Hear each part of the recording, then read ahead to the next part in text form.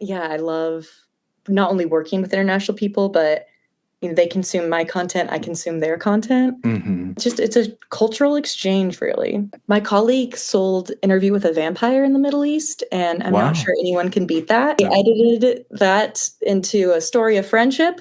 I mean, they sleep in separate coffins. So those are the things that really excite me. Hmm. When I was at Lionsgate, we represented the TV series Rami, Oh, and yeah. my colleague sold it in Israel. So those things Wow. where you're taking different cultures and putting them somewhere that you wouldn't expect. I think that's really fun to me.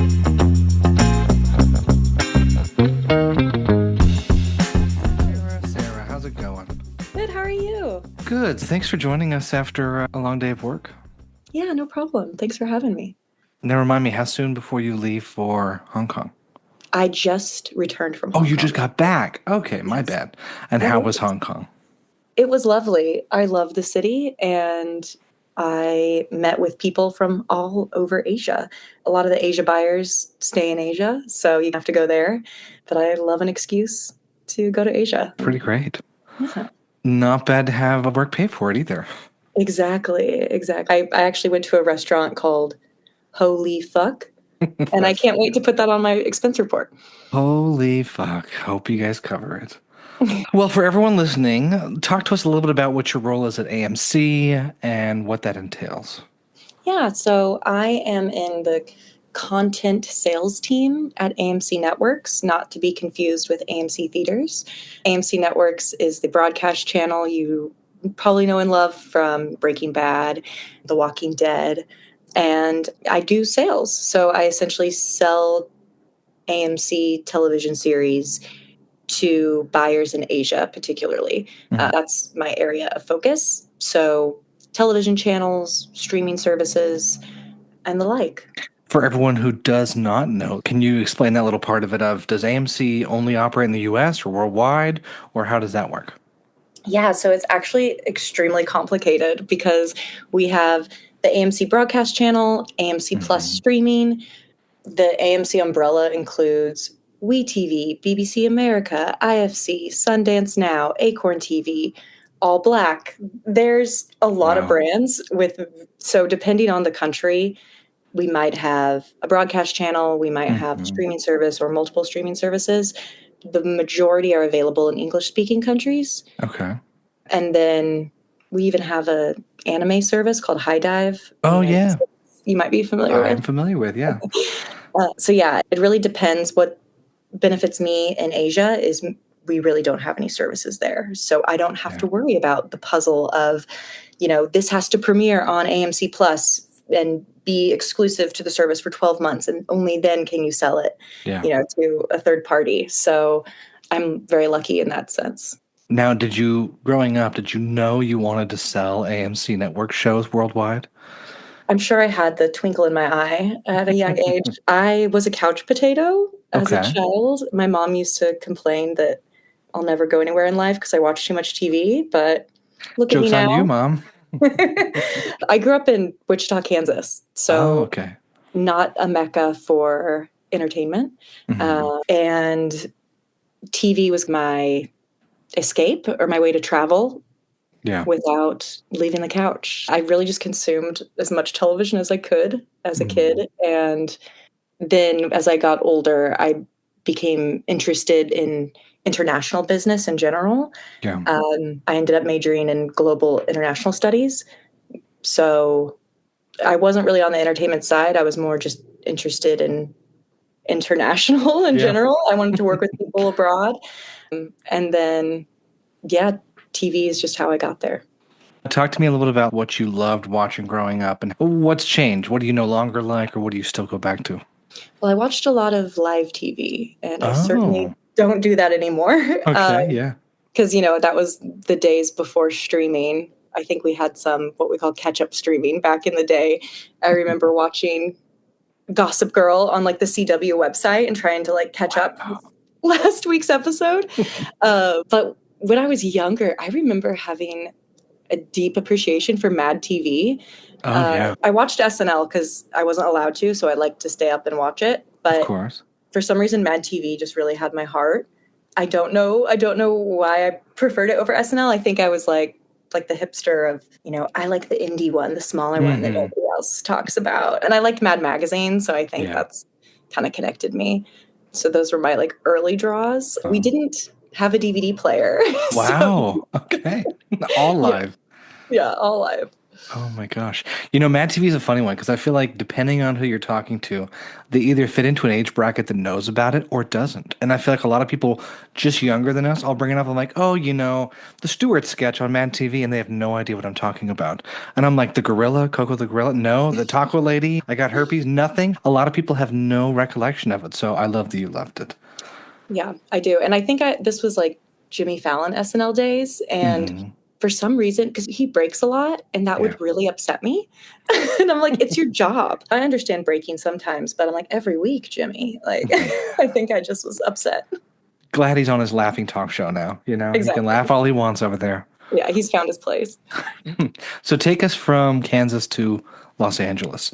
What brought you out here? Was it something you studied in school and you're like, okay, now let's go into entertainment? It's a little embarrassing to say, but I followed a boy. What's his name? Oh, there we go. Exactly. Not embarrassing.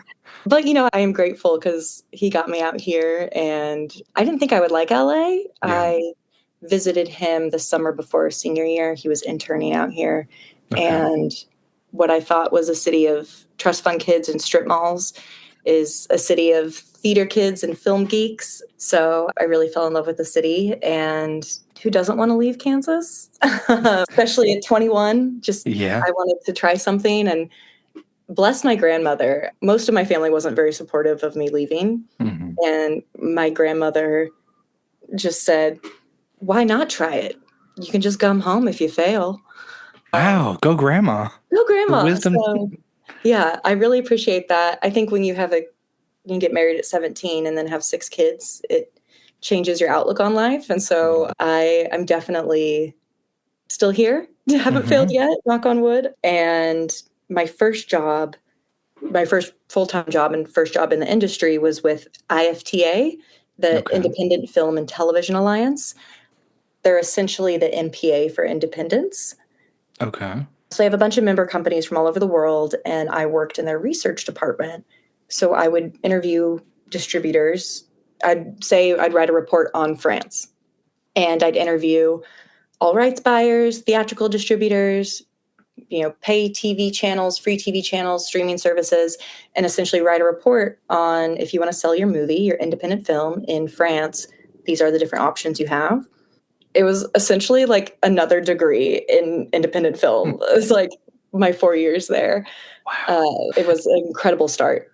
Being the indie magazine and podcast, I get to talk to a lot of different indie creators and writers, directors, actors. It's such an interesting wild west of a space of do you put it on Vimeo? Do you go to YouTube? Do you go to a festival? Do you send it to the blacklist?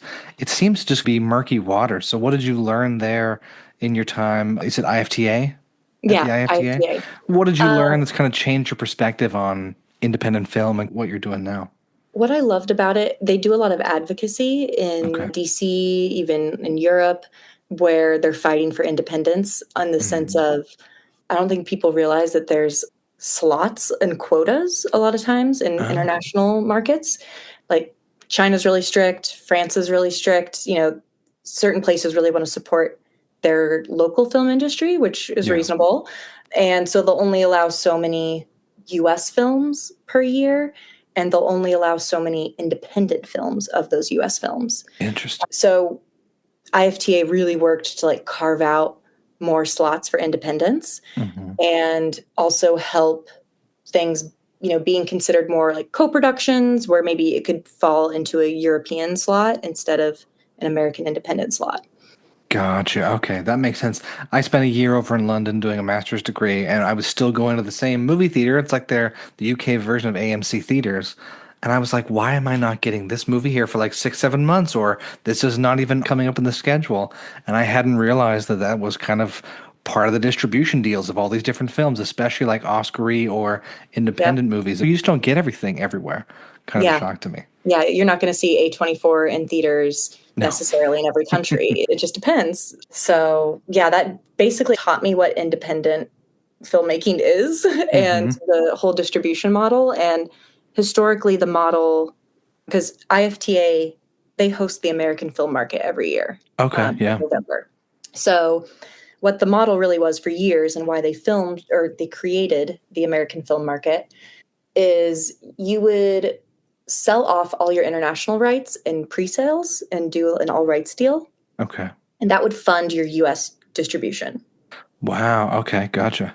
Now, pre-sales don't really exist anymore, and so that's certainly changed a lot, but the same model is still pretty accurate where Mhm. like Disney is going to have Disney release their film in Of France, course, yeah. and then it's going to go on their Disney Channel and Hmm. Disney Plus. So you don't really need to work with a lot of locals to distribute.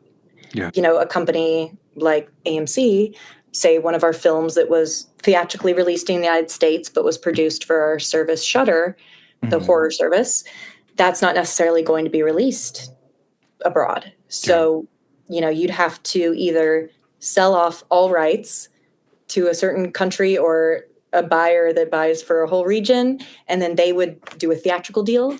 They would do a Hmm. television deal or streaming deal. It just depends on the territory itself and the title and Yeah. how it would perform locally. Are you able to talk about any of the movies people listening might have heard about or things you've done in the last 5, 10 years?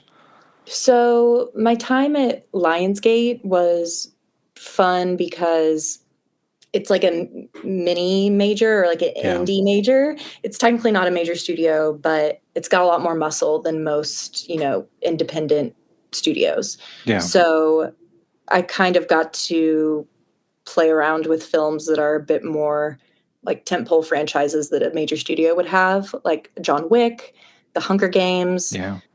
That was really fun and very different experience.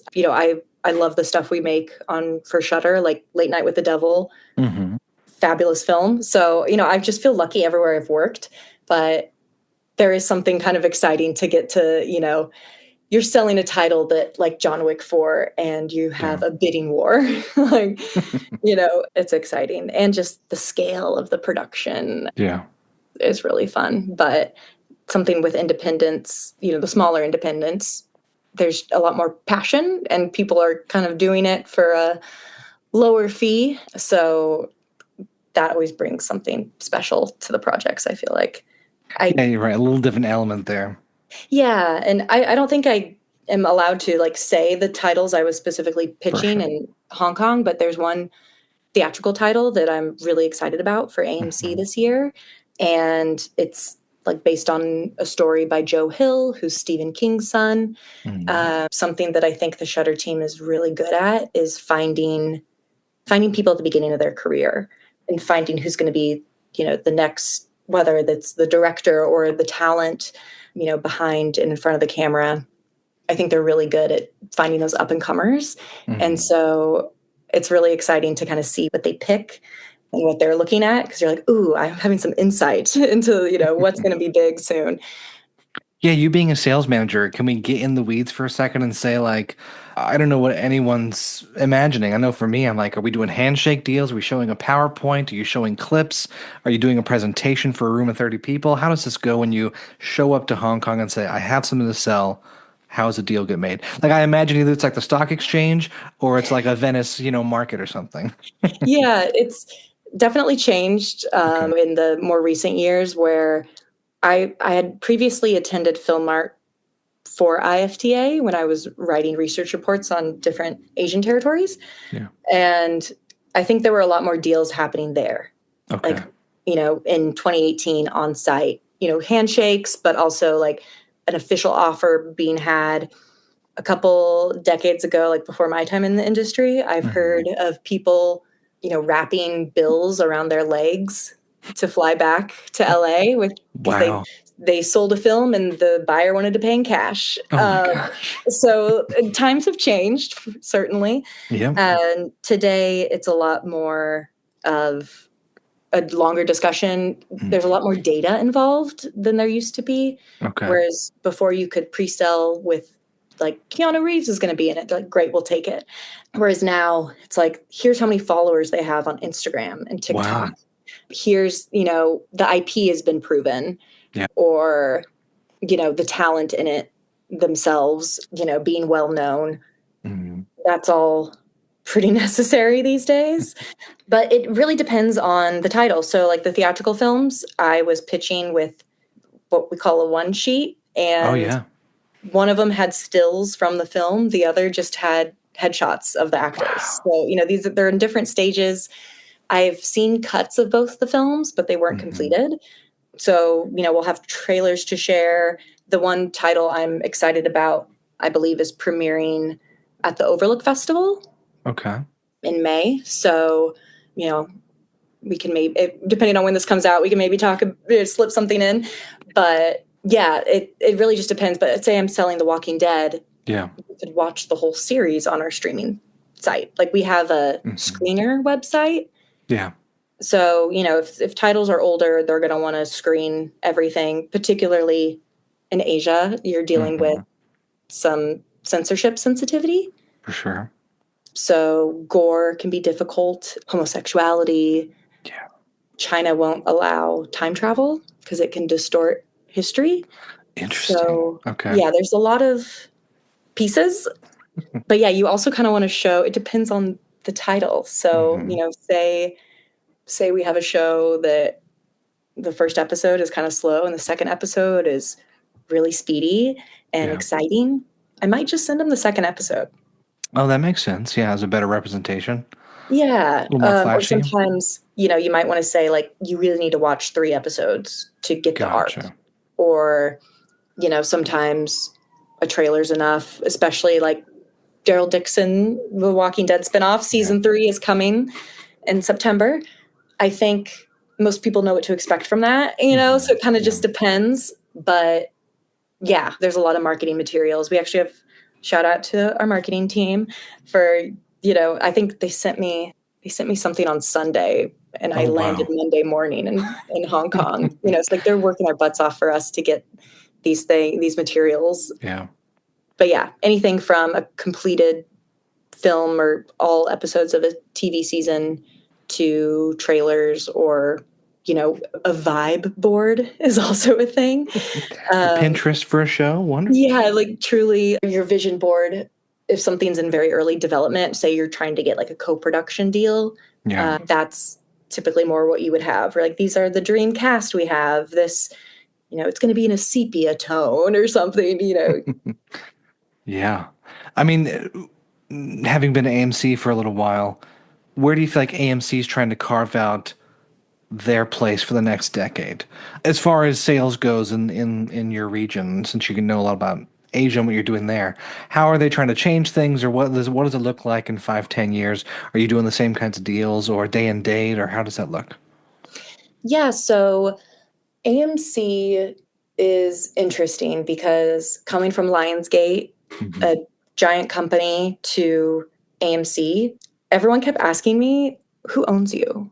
Who owns you?" And I'm like, "Actually, we own ourselves." Yeah. So it's like smaller and more nimble, and Uh-huh. they're very focused. Each brand under the umbrella, it's about quality over quantity. Okay.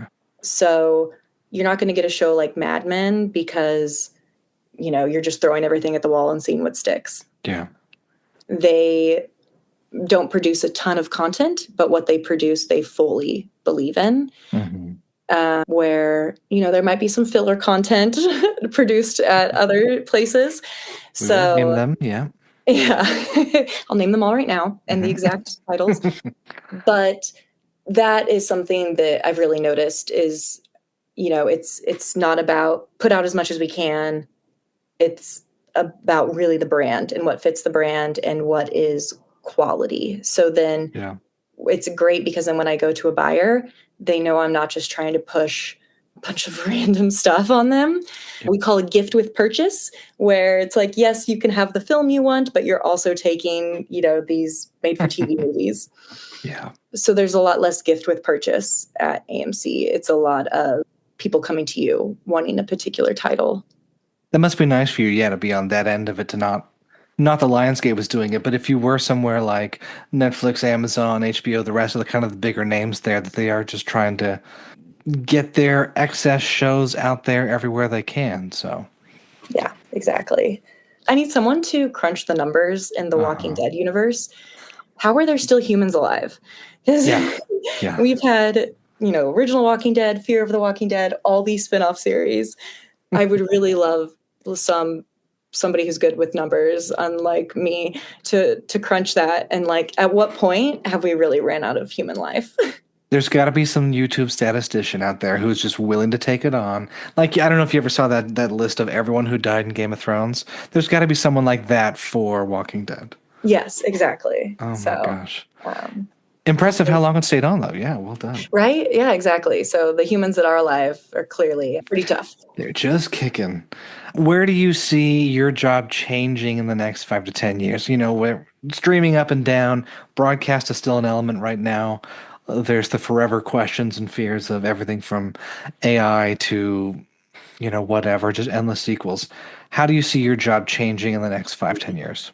Well, something that I think protects us from AI is it's very person to person business. Yeah. I can see there being, just with all of the mergers and acquisitions, less people and places to sell to, which could be a gift and a curse.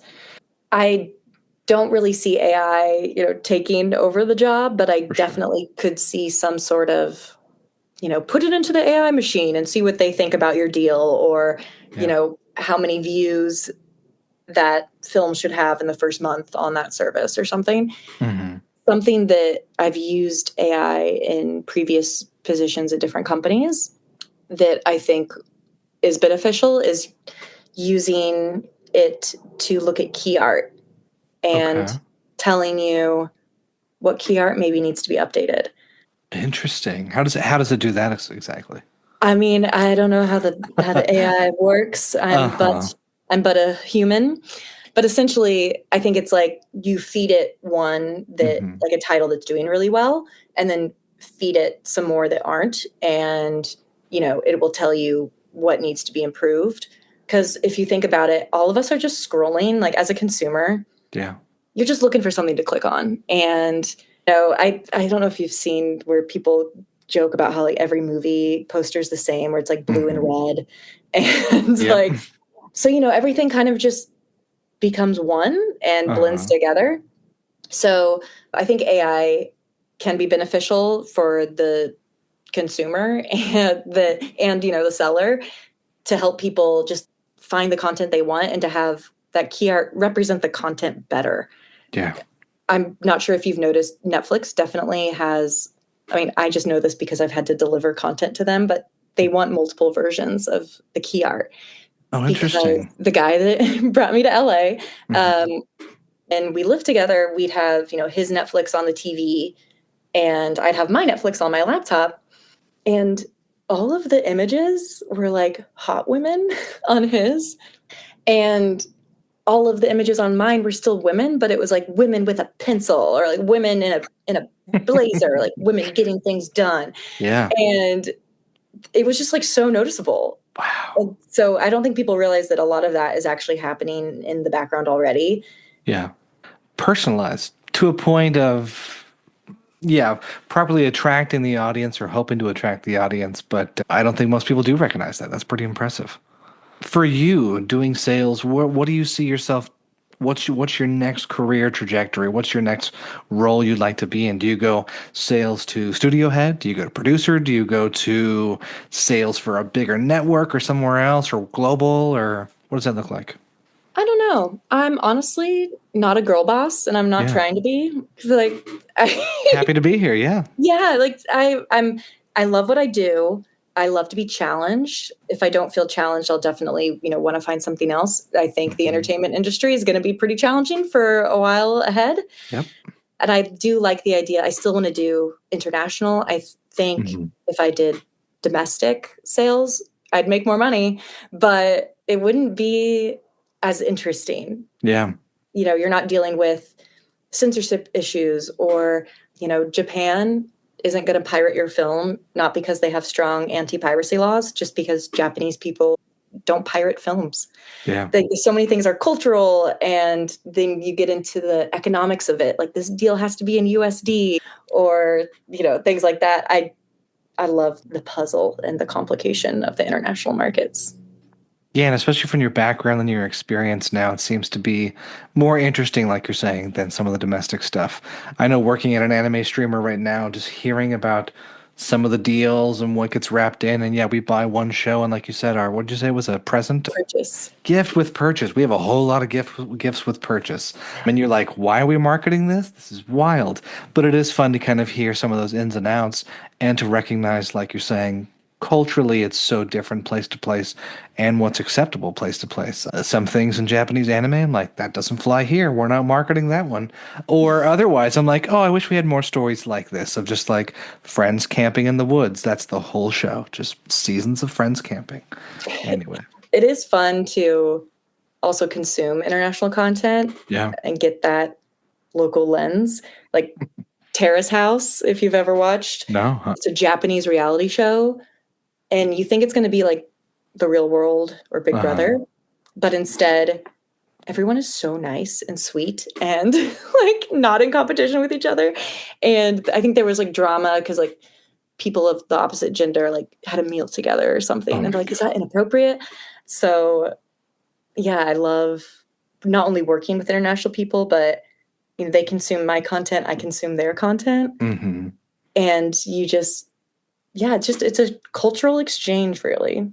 Yeah, what's a hope of yours? Would you love to like sell Walking Dead to Saudi Arabia? Like do you have like a dream country you'd like to pair yourself with and be like, "Oh, I finally sold them something from AMC Plus." Or AMC. Nothing in particular. My colleague sold Interview with a Vampire in the Middle East, and I'm not Wow. sure anyone can beat that. That's They impressive. edited that into a story of friendship. Oh, wow. Yeah, I mean, they sleep in separate coffins, so fine.